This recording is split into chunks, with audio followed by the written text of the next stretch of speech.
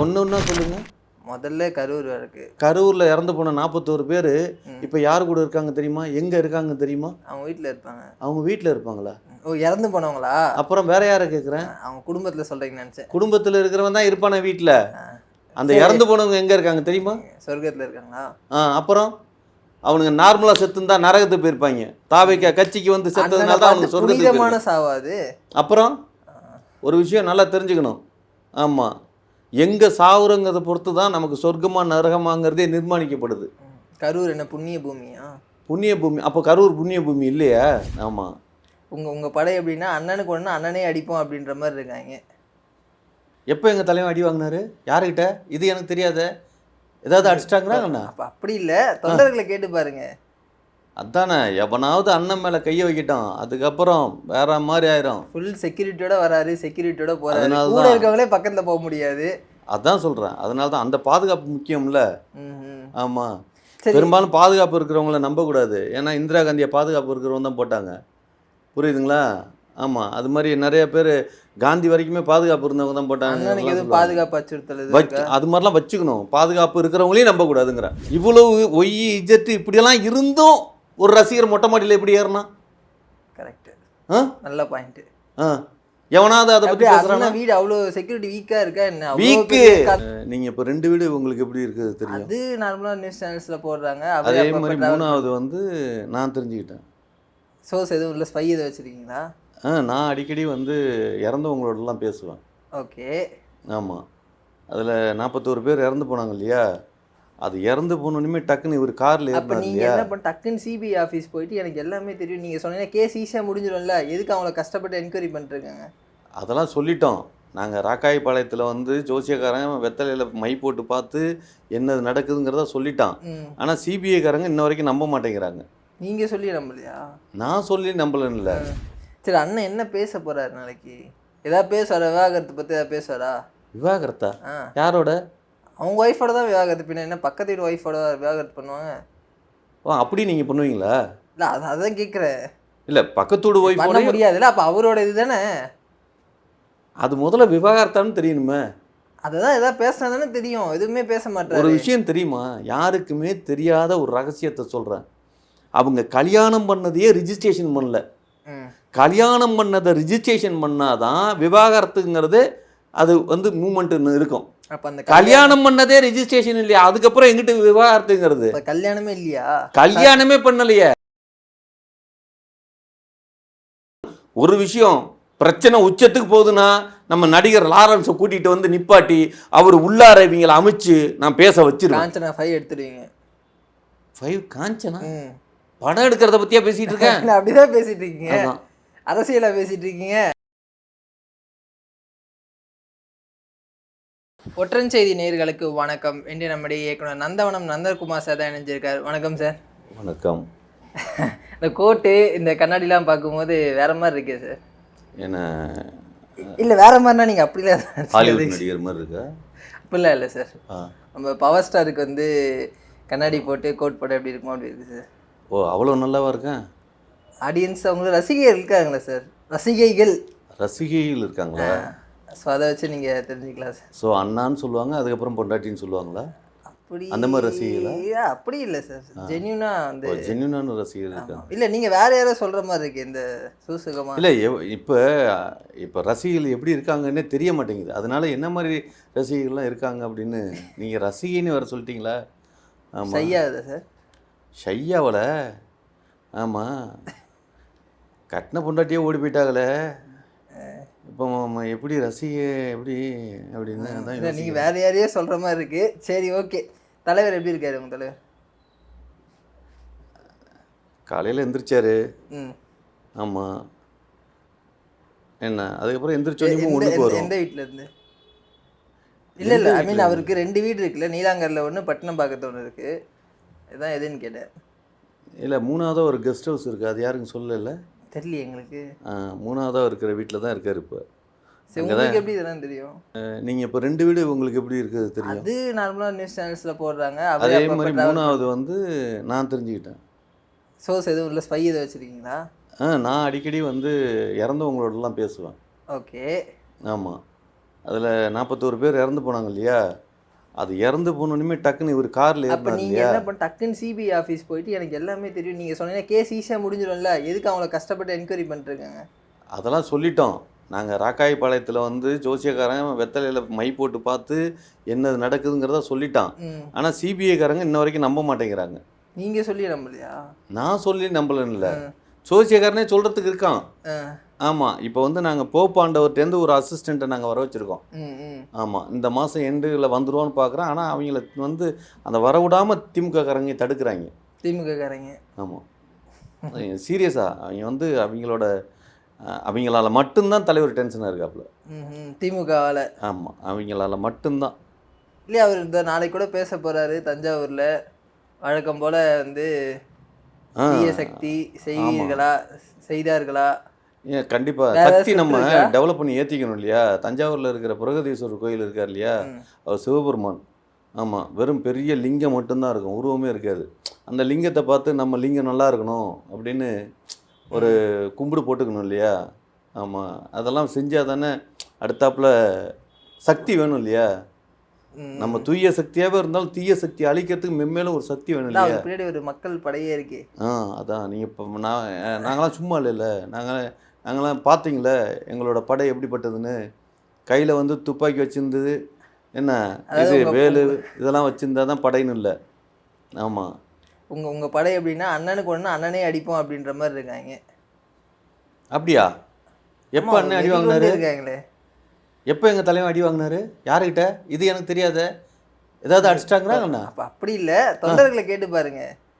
அதானே, எவனாவது அண்ணன் மேலே கையை வைக்கிட்டான் அதுக்கப்புறம் வேற மாதிரி ஆயிரும். ஃபுல் செக்யூரிட்டியோட வராரு, செக்யூரிட்டியோட போறாரு, கூட இருக்கவங்களே பக்கத்தில் போக முடியாது. அதான் சொல்கிறேன், அதனால தான் அந்த பாதுகாப்பு முக்கியம்ல. ஆமாம், பெரும்பாலும் பாதுகாப்பு இருக்கிறவங்கள நம்பக்கூடாது. ஏன்னா இந்திரா காந்தியை பாதுகாப்பு இருக்கிறவங்க தான் போட்டாங்க, புரியுதுங்களா. ஆமாம், அது மாதிரி நிறைய பேர் காந்தி வரைக்குமே பாதுகாப்பு இருந்தவங்க தான் போட்டாங்க. பாதுகாப்பு அச்சுறுத்தல் அது மாதிரிலாம் வச்சுக்கணும். பாதுகாப்பு இருக்கிறவங்களையும் நம்பக்கூடாதுங்கிற, பாதுகாப்புன்னு சொல்கிறாங்க இல்லையா, அவங்களையும் நம்பக்கூடாது. ஒய்+ஆக வச்சுருக்காரு, அதை மீறி என்ன ஆகிட போகுது? இவ்வளவு ஒய் இஜெட்டு இப்படியெல்லாம் இருந்தும் ஒரு ரசிகர் மொட்டை மாடியில் எப்படி ஏறினா? கரெக்டு, நல்ல பாயிண்ட்டு.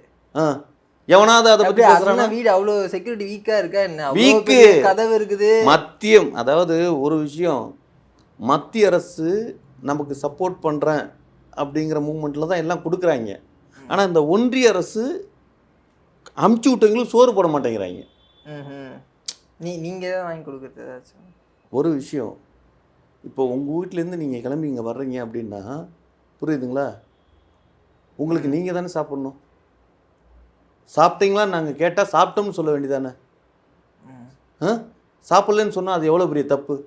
இந்த ஜனநாயக நாட்டில் சாப்பிடாமல் இருக்கிறது எவ்வளோ பெரிய தப்பு. வாங்கி கொடுங்கன்னு கேட்குறது பிச்சை கேட்குறது இல்லையா? அப்படிலாம் ஒன்றும் இல்லையே. வாங்கி கொடுங்கன்னு கேட்கக்கூடாது.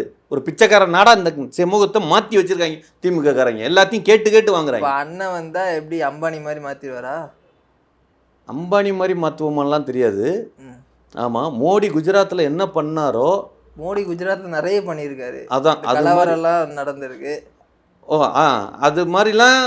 கலவரத்தை பற்றி சொல்கிறீங்களா? ஹைலைட் அதுதானாங்க. அது கலவர பூமி, புரியுதுங்களா. இது வந்து பூ பூக்கிற பூமி, புரியுதுங்களா. தமிழ்நாட்டில் ஒரு காலத்தில் கலவரம், தாமரை மலருமா அப்படிங்கிறதுலாம் எது அங்கே மற்றவங்களாம் சொல்லுவாங்க மலராதுன்னு. ஆமாம், நாங்கள் தாமரை மலருதோ இல்லையோ, தாமரைக்கு பக்கத்தில் அல்லி மலரும் இல்லையா, அல்லியாவது மலர வச்சுருவோம். ஆமாம், நீங்கள் சாதாரணமாக நினைக்காதீங்க. ஆமாம், தாமரை அதாவது குளத்தில் தாமரை வந்தால் என்ன, அல்லி வந்தால் என்ன, நமக்கு தேவை பூ. ஆமாம், புரியுதுங்களா. அதனால தான் புசியையா பார்த்துக்கிட்டே இருக்காரு. பூவை தான். ஆமாம், அப்பப்போ தலைவனும் அந்த பூ வாடிடுதா என்னன்னு தலைவனும் பூவை பார்த்துக்கிட்டே இருக்காருல்ல. ஆமாம், ஸோ அந்த பூக்கு அப்போ நெருக்கமாக இருந்தால் தான் வந்து இங்கே அரசியல் பண்ண முடியுமா? ஆமாம், திடீர்னு நம்ம பார்த்துட்டு இருக்கிற பூவை வேற எவனையாவது பறிச்சுட்டு போயிட்டான்னா. ஆமாம், உங்களுக்கு தெரியுமா? ஆமாம், இப்போல்லாம் வந்து கோயிலில் போய் ஒரு தாமரை பூ ஒரு அல்லிப்பூவை நீங்கள் வாங்கினீங்கன்னா ஒரு பூ வந்து கிட்டத்தட்ட 25 ரூபா விற்கிறான். அப்போ நம்ம பார்த்துக்கணும்ல, பத்திரமா திருடாமல் கொள்ளாமல் இருக்கணும்னு பார்த்துக்கணும் இல்லையா. பூவை பார்த்துக்கணும், ரொம்ப பத்திரம். ஆமாம், இப்போ எப்படி அண்ணன் சோகமாக இருக்காரா? இப்படி எந்த மனநிலையில் இருக்காரு? எதுக்கு அவர் சோகம் பண்ணும்? எல்லா பக்கமும் வச்சு அடிக்கிறாங்க. என்ன அடிக்கிறாங்க புரியல. என்ன ஒரு பக்கம் கரூர், ஒரு பக்கம் சிபிஐ போயிட்டு இருக்கு, ஜனநாயகன் படம் முடங்கி போயிருக்குது, விவாகரத்து, எல்லா பக்கமும் அடிச்சா என்ன பண்ணுவாரு? ஒன்று சொல்லுங்க. முதல்ல கரூர் இருக்கு. கரூரில் இறந்து போன 41 பேர் இப்போ யார் கூட இருக்காங்க தெரியுமா? எங்கே இருக்காங்க தெரியுமா? அவங்க வீட்டில் இருப்பாங்க. அவங்க வீட்டில் இருப்பாங்களா? ஓ, இறந்து போனவங்களா? அப்புறம் வேற யாரை கேட்குறேன்? அவங்க குடும்பத்தில் சொல்கிறீங்கன்னு நினச்சேன். குடும்பத்தில் இருக்கிறவன் தான் இருப்பானே வீட்டில். அந்த இறந்து போனவங்க எங்கே இருக்காங்க தெரியுமா? சொர்க்கத்தில் இருக்காங்களா? அப்புறம் அவனுங்க நார்மலாக செத்துந்தா நரகத்துக்கு போயிருப்பாங்க. தாவைக்கா கட்சிக்கு வந்து செத்ததுனால தான் அவனுக்கு சொர்க்கத்துக்கு சாவாது. அப்புறம் ஒரு விஷயம் நல்லா தெரிஞ்சுக்கணும். ஆமாம், எங்கே சாவுறங்கிறத பொறுத்து தான் நமக்கு சொர்க்கமா நரகமாங்கிறதே நிர்மாணிக்கப்படுது. கரூர் என்ன புண்ணிய பூமியா? புண்ணிய பூமி. அப்போ கரூர் புண்ணிய பூமி இல்லையா? இந்த கரூர் சம்பவத்துக்கு முன்னாடி சொல்கிறீங்களா? கரூர் சம்பவத்துக்கு முன்னாலேயும் பின்னாலேயும் கிடையாது. எங்கெல்லாம் சாவு நடக்குதோ அதெல்லாம் புண்ணிய பூமி. ஏங்க உயிரோடு இருக்கிறப்ப தாங்க மனுஷனோட கஷ்டப்படுற வாழ்க்கையெல்லாம். செத்துட்டா நிம்மதி இருக்குல்ல, சொல்கிறீங்களே, செத்தா நிம்மதியாக போயிரும்ப்பா அப்படின்னு எவ்வளோ டைலாக் கேள்விப்பட்டிருக்கீங்க. ஆமாம், ஆனால் எவனாவது சாவுறானா?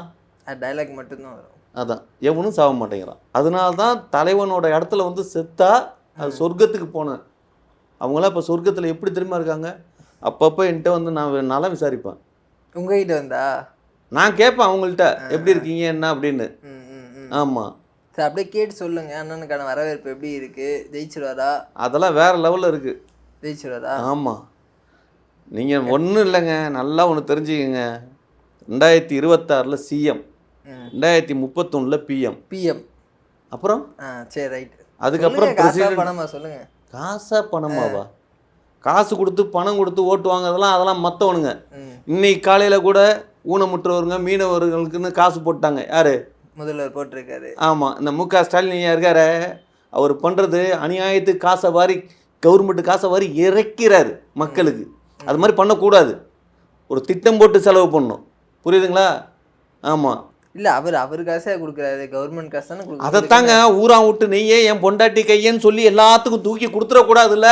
இப்போ நாங்கள் வந்தோம்னா யாருக்காவது கொடுப்போமா? கொடுக்கக்கூடாதுங்க. கஜானாவை காலி பண்ணக்கூடாது, கஜானாவை பத்திரமா வச்சுக்கணும். மக்களுக்கு கொடுக்குறோங்கிற பேரில் எல்லாத்தையும் கொடுத்துடக்கூடாது. மக்களுக்கு கொடுக்காம எப்படி நீங்கள் வீட்டுக்கு எடுத்துகிட்டு போயிடுவீங்களா? பத்திரமா வச்சுக்கிறோங்க. நாங்கள் வீட்டுக்கு எடுத்துகிட்டு போனோம், எங்கே இருந்தாலும் பத்திரமா இருக்குதுல்ல. பத்திரமா வச்சாதானே நாளைய சமுதாயத்துக்கு வச்சு செலவு பண்ண முடியும். ஸோ இப்போ இருக்கிற கவர்மெண்ட் வந்து மக்களுக்கு வாரி கொடுத்துட்றாங்க. அறிவு கட்டவங்களாவே இருக்காங்க சீரியஸா. ஆமாம், எல்லாத்தையும் வாரி வாரி. போன திருப்பு தான் பொங்கலுக்கு 2000 ரூபா கொடுக்குறாங்க. அடுத்தாப்புல கொஞ்ச நாள்லேயே எல்லாருக்கும் 5000 ரூபா. இப்போ பார்த்தா 4000 ரூபாயாம், 8000 ரூபாயாம். ஏன்னா இதெல்லாம் காசா? புரியல. காசா மதிக்கணும்ல. காசா மதிக்க தெரியல. எப்படி ஓட்டு வரும் அப்புறம்? ஓ, அப்போ காசு கொடுத்தா தான் ஓட்டு வரும். அப்படிதானே இருக்கு நிலைமை. பார்த்தீங்களா? அண்ணன் சீமான் அப்படியே ஜெயிச்சாரு. எங்கேயாவது ஜெயிச்சாரா? ஃபர்ஸ்ட் அவர் ஜெயிச்சாராவா? ஜெயிச்சாரா? அவர்கிட்ட கேட்கல, என்னகிட்ட கேட்குறத அண்ணன்கிட்ட போய் கேட்கணும். நீங்கள் ஜெயிச்சிங்க வாங்கிட்டாங்க. நானும் அதான் ரொம்ப நாள் ட்ரை பண்ணுறேன். பார்த்தீங்களா? எல்லாமே ஒளிஞ்சு வாழ்கிறாங்கல்ல. எல்லாருமே ஒளிஞ்சு வாழ்கிறாங்க. எவனையும் போய் பார்க்கவே முடியல. அப்பாயின்மெண்ட் வாங்கினா கூட கேட்டால் கூட கிடைக்க மாட்டேங்குது, எங்கேயோ ஒளிஞ்சிருக்காங்க. ஒரு சிலருக்குலாம் அப்பாயின்மெண்ட்டே கிடைக்க மாட்டேங்குதுன்னு வந்து கூட இருக்க நிர்வாகிகளே வந்து கஷ்டப்படுறாங்க. ஆமாம், இந்த உலகத்துலேயும் இல்லையாம. ஆமாம், இந்த உலகத்தில் இருக்கிறவனா அவனை போய் சந்திக்கலாம். ஆமாம், நாங்களும் சில நடிகர்கள்லாம் போய் ட்ரை பண்ணுறோம். டாம் க்ரூஸை கூட பார்த்துடலாம்லக்கு, இங்கே இருக்கிற ரஜினியே கமலஹாசனையே போய் பார்க்குறதுக்கு முடியல. ஆமாம், கேட்டு தான் பார்க்குறோம். ஆமாம், கேட்டால் கூட இருந்தவங்களாம் செத்து போயிட்டாங்கிறாங்க. ஆமாம், என்ன சொல்கிறது? சரி, அண்ணன் என்ன பேச போகிறாரு நாளைக்கு? ஏதாவது பேசுவாரா? விவாகரத்தை பற்றி ஏதாவது பேசுவாரா? விவாகரத்தா? யாரோட? அவங்க ஒய்ஃபோட தான் விவாகரத்து. பின்ன என்ன பக்கத்து வீட்டு ஒய்ஃபோட விவாகரத்து பண்ணுவாங்க? ஓ, அப்படி நீங்கள் பண்ணுவீங்களா? இல்லை, அதான் கேட்குறேன். இல்லை, பக்கத்தோட ஒய்ஃப் பண்ண முடியாதுல்ல. அப்போ அவரோட இது தானே. அது முதல்ல விவாகரத்தான்னு தெரியணுமே. அதுதான் எதாவது பேசினா தானே தெரியும். எதுவுமே பேச மாட்டேன். ஒரு விஷயம் தெரியுமா? யாருக்குமே தெரியாத ஒரு ரகசியத்தை சொல்கிறேன். அவங்க கல்யாணம் பண்ணதையே ரிஜிஸ்ட்ரேஷன் பண்ணல. கல்யாணம் பண்ணதை ரிஜிஸ்ட்ரேஷன் பண்ணாதான் விவாகரத்துங்கிறது அது வந்து மூமெண்ட்னு இருக்கும். அப்போ அந்த கல்யாணம் பண்ணதே ரிஜிஸ்ட்ரேஷன் இல்லையா, அதுக்கப்புறம் எங்கிட்ட விவாகரத்துங்கிறது? கல்யாணமே இல்லையா? கல்யாணமே பண்ணலையே. இது எவனாவது இதை கொஸ்டினை எவனாவது பண்ணுறானா? எங்கே கல்யாணம் பண்ணாரு? விருந்து வச்சாங்க. அதான் சேப்பாக்கத்துல விருந்து வச்சாங்க. எங்கேயாவது கல்யாணம் பண்ண போட்டோ பார்த்தீங்களா? தாலி கட்டி, ஐயோ நான் தாலி கட்டின போட்டோ எங்கேயாவது பார்த்தீங்களா? இல்ல. எங்க தலைவன் அன்னைக்கு தாலி கட்டினாரு அப்படின்னு ஒரு போட்டோ பார்த்தீங்களா? வேற முறைப்படி வேற முறைப்படினா பண்ணிருப்பாங்க, ஒரு ரிங்கு போடுறது. சரி, எதையாவது சொல்லுங்களேன், அது மாதிரி ஏதாவது ஒரு ஃபோட்டோ காட்டுங்களேன். பயங்கர நீங்களா கேலரியில் என்ன வச்சிருப்பாரு பத்திரமா ஸ்பெஷலா. சரி, இப்பயாவது காட்டுங்களேன். கல்யாணம் ஆனதற்கே ஆதாரம் இல்லைங்க, அப்புறம் எங்கிட்டு டிவோர்ஸுங்கிறது? தலைமை எதையும் பிளானோட செய்வார், புரியுதுங்களா? கல்யாணம் பண்ணாதானே டிவோர்ஸ் கேட்பீங்க அப்படின்னு. ஆமாம், கல்யாணம் பண்ணால் தானே டிவோர்ஸ். கல்யாணம் பண்ணலைன்னா எப்படி டிவோர்ஸ் ஆகும்? அப்போ அதை பற்றி பேச மாட்டார், பேசவே கூடாது. இது வரைக்கும் பேசியிருக்காரா? இல்லை, இது எதுக்குமே பேசல, அதுதானே குற்றச்சாட்டு. எதுக்குமே பேசல, இதுக்கு பேசினாரா? இல்லை, ஆ பேசல. ஏன் பேசணும்? பேசணும், அவர் மேலே தானே குற்றச்சாட்டு வைக்கிறாங்க. ஐயோ, அவர் துன்புறுத்தினாரு, வேற நடிகையோட தொடர்புல இருந்தாரு, இப்படி பல குற்றச்சாட்டு. அவர் தான் மக்கள்கிட்ட அவர் நம்பி ஒரு துன்புறுத்தினாருன்னா என்ன துன்புறுத்தினாரு? சங்கீதாவை தான் கேட்கணும், சங்கீதாவை தான் கேட்கணும். ரைட்டு. என்ன துன்பு? அப்ப இவரு எவ்வளவுக்கு துன்பத்துக்கு ஆளானார்னு இருக்குல்ல, அதுதான் சொல்றேன். தெரியும், பூரி கட்டையால எடுத்து அடிச்சா எந்த மனுஷன் அழுகாம இருப்பான்? எங்க தலைமை பூரி கட்டையில அடி வாங்கினதெல்லாம் வெளியில சொன்னாரா?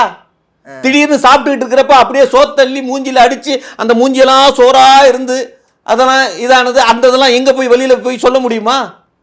தலைவனோட வலியும் வேதனையும் எவன் அனுபவிப்பான்? இதெல்லாம் வெளியில சொல்ல முடியாது. ஒவ்வொரு கல்யாணம் பண்ண வீட்லயும் அவன் பொண்டாட்டிட்டு அடி வாங்குறத எவனாவது வெளியில வந்து சொல்லிருக்கான்? இது வரைக்கும் எவனாவது சொல்லியிருக்கான்? சரி, இந்த வடிவேல் படம் பார்த்துருக்கீங்களா? உங்களுக்கு யார் இதெல்லாம் சொன்னது? எங்களுக்கு யார் சொன்னதா? வீட்டில் எதுவும் கேமரா எதுவும் வச்சிருக்கீங்களா இல்லை எப்படி? நான் ஆரம்பத்திலே சொன்னேன் தெரியுமா, 41 பேர் செத்து போனானுங்களே, செத்தோனுமே தலைவன் கார் எடுத்துகிட்டு மூவ் ஆனார்ல, டக்குன்னு அந்த செத்து போனதில் 4 பேர் காருக்குள்ளார ஏறிட்டாங்க. ஆவியா? ஆமாம், அவங்க தான் இப்போ நம்ம அங்கே என்னெல்லாம் நடக்குதுங்கிறதெல்லாம் வீட்டில் இருக்காங்க அவங்க 4 பேர் எல்லாம். ஆமாம், எல்லாம் அப்பப்போ போயிட்டு நம்மள்கிட்ட வந்துட்டு சொல்லுவாங்க விஷயத்த, நான் கேட்டுருவேன், தெளிவாக சொல்லுங்கள் நான் கேட்டுக்கிறேன் அப்படின்ட்டு. ஆமாம், அதுதான், அதனால தான் தெரியும் எனக்கு. இல்லாட்டினா இது ஆவி சொன்னதுனால தான் நான் கேட்டு இவ்வளோ இதாக சொல்கிறேன் தெளிவாக. ஆமாம், எவனாவது வந்து சொல்லுவான்? உசுரோடு இருக்க கம்யூனிட்டி கேட்பானா? இதை கேட்கணும், ஆவி சொல்கிறத கேட்கணும், சொல்கிறதுல கேட்பானா? அதான் இங்கே நான் தலைவர்கள் சொல்கிறதே இந்த கம்யூனிட்டி என்னென்னா பேயை நம்புறானுங்க, ஆவியை நம்ப மாட்டேங்கிறாங்க. இந்த தமிழ்நாட்டில் இருக்கிறவனுங்கள, உலகத்தில் இருக்கிறவங்களே பேயை நம்புறானுங்க, ஆவியை நம்ப மாட்டேங்கிறாங்க. ஆமாம், இதுக்காக லாரன்ஸ் உள்ளார பூந்து அவங்க வந்து பேச வைக்க முடியும்? ஆமாம், நானும் ஒரு விஷயம் பிரச்சனை உச்சத்துக்கு போகுதுன்னா நம்ம நடிகர் லாரன்ஸை கூட்டிகிட்டு வந்து நிப்பாட்டி அவர் உள்ளார இவங்களை அமைச்சு நான் பேச வச்சிருவேன். காஞ்சனா 5 எடுத்துடுவீங்க. 5 காஞ்சனா படம் எடுக்கிறத பற்றியா பேசிகிட்டு இருக்கேன்? அப்படிதான் பேசிகிட்டு இருக்கீங்க, அரசியலாக பேசிகிட்டு இருக்கீங்க. மக்களுக்கு இப்போ என்ன பிரச்சனை போயிட்டு இருக்கு? நீங்க ஆவியோட பேசுனேன், பேயோட பேசுனேன்னு சொல்றீங்க. மக்களுக்கு என்ன பிரச்சனை போயிட்டு இருக்கு? யூடியூப்ல என்ன பார்த்துட்டு இருக்காங்க? யூடியூப்ல அவன் பர்சனலாக நிறைய பார்ப்பான், அதான் பர்சனலாக சொல்ல முடியாதுல்ல. அதான் வெளியில சொல்ல முடியாது. அறகுறை ஆடை போட்டுக்கிட்டு அவுத்து போட்டுக்கிட்டு ஆடுறதையும் பார்த்துட்டு இருக்கிறத வெளியில சொல்ல முடியாதுல்ல. அரசியலும் பார்க்குறாங்கல்ல, அரசியலும் அண்ணன் பேசுனதெல்லாம் வந்து அத்தனை கோடி பேர் பார்க்குறாங்கல்ல, அத்தனை கோடி பேர் பார்த்துருக்காங்கல்ல. பாருங்க, நாளைக்கு இப்போ பாருங்க, காலையிலேருந்து லைவ் ஆரம்பிச்சிடுவாங்க. அண்ணன் வீட்டை விட்டு கிளம்பினார், இந்த ரோட்ல வராரு. அது காலையில் எந்திரிச்சோனையும் பாத்ரூம் போகிறதையும் ஒன்றுக்கு போகிறது இதெல்லாம் காட்ட மாட்டேங்கிறாங்க. இதையும் காட்டணும். அண்ணன் என்னென்ன பண்ணுறாருன்னு அக்கு வேற ஆணி வர காட்டினா தானே லைவ் டெலிகாஸ்ட்னு சொல்லிட்டு லைவ் பண்ணவே மாட்டேங்கிறாங்க. சீரியஸா வீட்டுக்கு வெளியே கேமரா வச்சிருக்காங்க. எப்போ அந்த டோர், ஐயோ வீட்டு உள்ளாரையும் வைக்கணுங்கிற, எப்படி வைக்கணும்? அது அவருடைய பிரைவேட் இல்ல, பிரைவேட்டை தான் காட்டணுங்கிறேன். ஒருத்தரோட தனிப்பட்ட திறந்த புத்தகமாக இருக்கணுங்க, புரியுதுங்களா? காமராஜர்லாம் வந்து திறந்த புத்தகமாக இருந்தாராம், அது மாதிரி எங்கள் தலைவர் வந்து திறந்த புத்தகமாக இருப்பார். சரி, என்ன சொல்லி பாருங்க, உங்கள் தலைவர் தானே, ட்ரை பண்ணி பாருங்களேன், கேட்குறாருன்னு பார்ப்போம். எது திறந்த புத்தகமா? அவர்கிட்ட எது கேட்கணும்? பின்ன அவர் கேட்காம அவர் வீட்டுள்ள நீங்கள் கேமரா வச்சுருவீங்களா? போடுங்க, ஒருத்தன் போனான்ல, ஒய் இஜெட்டெல்லாம் தாண்டி ஒருத்தன் போனான்ல, அது மாதிரி தீவிரமாக இருக்கணும். ஊடகங்கள்லாம் சரியில்லை, சீரியஸா ஊடகங்கள் சுத்தமாக சரியில்லை தான். எது பேசணுமோ அதை பேச மாட்டாங்களே. மக்களுக்கு பிரச்சனை எவ்வளோ இருக்குது, அதை விட்டு அண்ணன் என்ன பண்ணுறான்னு பார்க்கறதா மக்களுக்கு வேலை. அண்ணன் அண்ணியோட சண்டை போட்டுட்டு இருக்கிறதையே ஊடகமே காட்டுது. இது எந்த விதத்தில் சரி? அதுதான் நான் கேட்குறேன். மக்களுக்கு தேவையான பிரச்சனைகளை பேசணும்ல, அதை கேட்க வந்து தான் நீங்கள் ஊடகங்களை எதுக்கு வந்து அவரோட ப்ரைவேட் லைஃப்பில் போய் இன்வால்வ் ஆகுறீங்க? மக்களுக்கு நாட்டில் எவ்வளோ பிரச்சனை இருக்குது அதை பற்றி பேசுங்க. இப்போ நீங்கள் வந்து உட்காந்ததுலேருந்து ஈரான் போகிற பற்றியே பேசிக்கிட்டு இருந்தீங்க. அண்ணன் எப்படி இருக்காரு? அண்ணன் நல்லா இருக்காரா? போயிட்டு வருவோம், அழுகுறாரா? போயிட்டு வருவோமா? எங்கே போயிட்டு வருவோம்? டச் பண்ணிட்டு வருவோம். அடுத்த மேட்ருக்கு எல்லாம் இந்த போகிற வழியில் டச் பண்ணுறதுலையே இருங்க. ஆமாம், நான் டாப்பிக்கை தான் சொன்னேன். நானும் டாப்பிக்கை தான் சொன்னேன். சரி, கூட்டணி விவகாரம்லாம் எப்படி போயிட்டுருக்கு? கூட்டணி அண்ணன் என்ன முடிவில் இருக்காரு? காங்கிரஸோட போயிடுவாரா இல்லை தனித்து தானா? அப்படியா? என்னவா நீங்கள் என்ன நடந்தால் நல்லா இருக்கும் நாட்டுக்கு நீங்கள் சொல்லுங்களேன். நீங்கள் சொல்லுங்கள். நான் சொல்லியா கேட்க போகிறேன்? உங்களுக்கு ஆடியன்ஸ் நீங்கள் சொல்லி தான் கேட்பாங்க. இல்லை, நான் ஆவிகிட்ட கேட்டதுக்கு என்ன எல்லாம் நடக்கிறப்ப பார்த்துக்கலாம் நான் சொல்கிறேன் அப்படின்னாங்க. எப்படி எது நடந்தாலும் அதுதான் சொல்லிச்சுன்னு விட்டுட்டு வந்துடுவீங்க அப்புறம்? அப்படியா? இப்போ சொல்லுங்க, ஆவி சொல்லி ப்ரிடிக்ட் பண்ணி எனக்கு சொல்லுங்கள். கூட்டணி இருக்கா இல்லையா? காங்கிரஸ் வருமா வராதா? விஜய் ஜெயிப்பாரா மாட்டாரா? விஜய் ஜெயிப்பாரா மாட்டாராங்கிற இந்த கொஸ்டின்லாம் விட்டுருங்க. காங்கிரஸ் வருமா வராதான்னு காங்கிரஸ் வருமா வராதா? ஒரு விஷயம், காங்கிரஸ் வந்து எங்கள் கூட கூட்டணி வைக்கிறதுக்கு வர்றாங்க, புரியுதுங்களா? எடப்பாடி இப்போ எங்கே போனார்? டெல்லி போயிருக்காரு. அது மாதிரி நாங்கள் ஏதாவது டெல்லி ஓடணுமா? டெல்லியில் இருக்கிறவங்க இங்கே தான் எதுக்குமே வரமாட்டீங்களே, எல்லாரும் பனையூருக்கு தானே. டெல்லியில் இருக்கிறவன் பனையூருக்கு வரணும். ஒரு கட்சி நடத்துகிறவன் நிலமை அப்படி இருக்கணும். வாங்கடா எங்களை தேடி வாங்கடா, நாங்கள் உங்களை தேடி வரக்கூடாதுடான்னு அப்படி இருக்கணும். எடப்பாடி அப்படி இருக்காரா? பயந்தாரி. ஆமாம், ஓடி போகிறார் இங்கேருந்து அங்கே. அதனால தான் யாரும் வரல உங்களை தேடி. வருவாங்க எப்போ? எலெக்ஷன் முடிஞ்ச அப்புறம். காரணம் சொல்லுங்க, காரணம் சொல்லுங்க. ஆமாம், எங்கள் தலைவர் தான் முதலமைச்சர். ஓ, அப்போ எலெக்ஷனுக்கு அப்புறம் கூட்டணி ஒன்று வைப்பாங்க. எலெக்ஷனுக்கு அப்புறம் கூட்டணி வச்சு என்ன பண்ணுறது? தொங்கு சட்டம்னு ஒன்று இருக்குது தம்பி. அந்த தொங்குற சட்டத்தை அதில் வந்து தூக்கி நிப்பாட்டுவார், தெரியுமா? ஆமாம், அந்த இடத்துல நிற்பார் பாருங்க எங்கள் அண்ணன், அப்படி நிற்பார். சரி, நான் கேட்டதுக்கு பதிலே சொல்ல. காங்கிரஸ் கூட்டணி இருக்கா இல்லையா? நடக்குமா நடக்காதா? காங்கிரஸில் எத்தனை பேர் இருக்காங்க? இப்போ எத்தனை சீட்டு டிஎம்கே கொடுத்துருக்காங்க? அதான் பேச்சுவார்த்தை போயிட்டு இருக்கு. 25ன்றாங்க அவங்க 40 கேட்குறாங்க. 40 கேட்குறாங்க இல்லையா? நல்லா ஒன்று தெரிஞ்சுக்கங்க, டிஎம்கே 40 கொடுப்பாங்களா? கொடுக்க மாட்டாங்களே. அப்போ என்னன்னா 20 எங்கள்கிட்ட வந்துடுவாங்க, 20 டிஎம்கேட்ட போயிடுவாங்க. மொத்தம் 40 பேர் தான். மொத்தம் 40 சீட்டு அவங்க கேட்குறாங்களே, 40க்கு 20 நாங்கள் கொடுத்துருவோம். அதே மாதிரி டிஎம்கேக்கு 20 கொடுத்துருவாங்க. ஆமாம், அவங்க 2 பேர்த்துலையும் பகிர்ந்து எடுத்து இங்கே கொஞ்சம் அங்கே கொஞ்சம். மர சின்னத்தில் ஒரு குத்து, பணமர சின்னத்தில் ஒரு குத்து, அப்படி தானே இருக்கணும். ஆமாம், எல்லாரும் நமக்கு தேவை. அதாவது யாரையுமே வந்து விலைக்கு வச்சு பார்க்கக்கூடாது, எல்லாருமே நமக்கு தேவை. அப்போ திமுகவில் ஒரு 5, அதிமுகவில் ஒரு 5 கொடுங்க. எல்லாம் 234 இருக்குல்ல, எப்படி நீங்கள் நிற்க போகிறீங்களா? 234லையும் 234லையும் தனிப்பெரும்பான்மையாக ஜெயிக்க போகிறது வேற யாருமே கிடையாது, யாருமே இல்லை. ஆமாம், நம்ம மட்டும்தான். நன்றி, வணக்கம்.